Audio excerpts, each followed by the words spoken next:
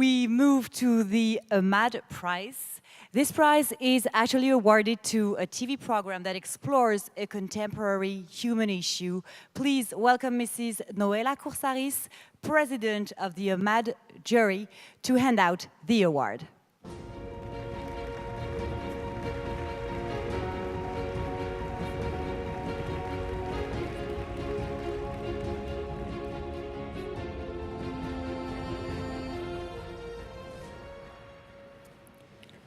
Altesse, Mesdames et Messieurs, good evening. Sorry, my speech will be in French because we are in France. C'est une grande joie pour moi d'être à vos côtés ce soir, en cette 58e édition du Festival de télévision de Monte-Carlo, en tant que présidente du jury du prix AMAD. L'AMAD, ou Association mondiale des amis de la France, est une association dédiée à l'enfance, fondée par la princesse Grace, portée par une vision, celle d'un monde où chaque enfant, quelles que soient ses origines sociales, culturelles ou religieuses, puisse vivre dignement, en sécurité, dans le respect de ses droits fondamentaux, celle d'un monde où chaque enfant puisse pleinement réaliser ses potentiels. Cette année, notre jury a été particulièrement sensible à un documentaire traitant de la situation des enfants victimes de la folie des hommes de Daesh. Je suis ainsi heureuse de décerner le prix spécial AMAD au documentaire « Les enfants perdus du califat », réalisé par la journaliste Sofia Amara.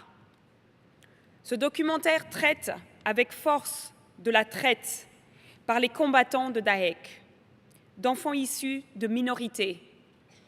Madame Sofia Amara, vous avez eu le courage de vous rendre en Irak, dans les traces des forces de la coalition, en vue de recueillir les témoignages de ces enfants enrôlés par la force, enfants transformés en bombes humaines, petites filles réduites à l'état d'esclaves sexuels.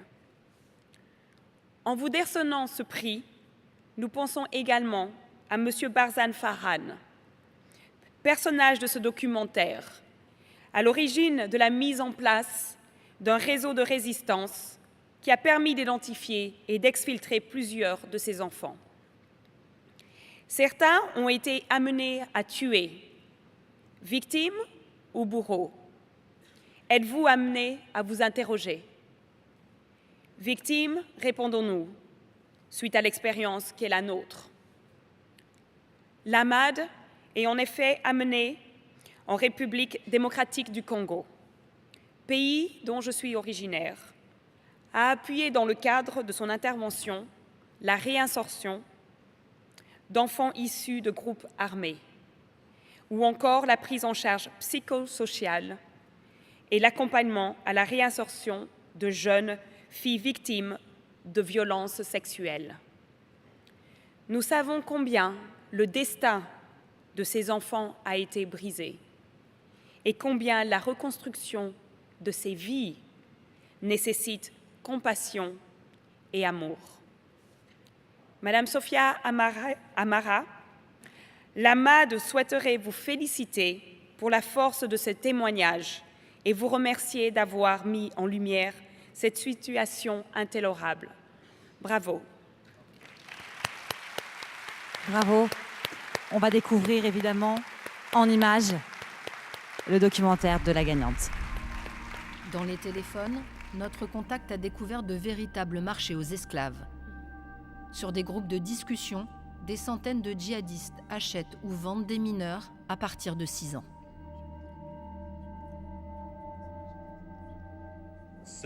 Par exemple, là, ce djihadiste annonce une esclave déflorée à vendre, âge 13 ans, corps mince, grand. Son travail, elle nettoie et lave sans rechigner. Religion, convertie à l'islam. A commencé à apprendre le Coran. Le prix, $9000. Des applaudissements nourris évidemment pour Madame Amara, Sofia Amara, pour son courage, sa ténacité et son engagement. Bravo. On vous encourage tous à voir le documentaire.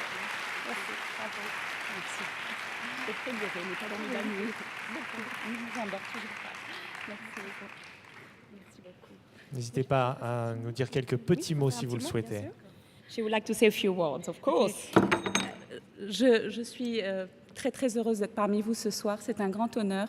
Ce film a été très très dur et je tiens à témoigner pour vous dire qu'aujourd'hui le problème n'est pas seulement l'embrigadement qui a été très bien décrit. Vous avez décrit des enfants qui ont été transformés en bourreaux ou en enfants soldats, en petites filles qui ont été forcées à avoir des rapports sexuels avec leurs bourreaux dès l'âge de 5 ou 6 ans. Aujourd'hui, ces enfants ne sont pas sortis de l'auberge, ils sont encore en souffrance. Ce sont des enfants choqués, très souvent orphelins, livrés à eux-mêmes. Et ce qui est le plus grave dans leur malheur, c'est que personne ne sait encore comment les guérir, comment les gérer. Et avec des médecins, des spécialistes allemands que j'ai pu rencontrer parce que je prépare la suite, parce qu'il ne suffit pas de raconter leur malheur, il faut aussi expliquer comment ils peuvent en sortir. Eh bien, on ne sait pas comment guérir ces enfants. Aujourd'hui, on ne sait pas. Et des médecins allemands m'ont dit, depuis les jeunesses hitlériennes, nous n'avons jamais vu un tel degré d'emprisonnement. Ces enfants n'ont plus confiance en quoi que ce soit d'humain et même de vivant. On essaye de les guérir en les faisant jouer avec des animaux. Est-ce qu'aujourd'hui c'est suffisant? Je pense que non, mais en tout cas les spécialistes n'ont pas trouvé d'autres solutions. Nous allons continuer, mais en tout cas, merci pour ce film, merci pour mes producteurs, bien sûr, CAPA, et surtout, merci pour les enfants. Merci. Et puis, on aimerait votre...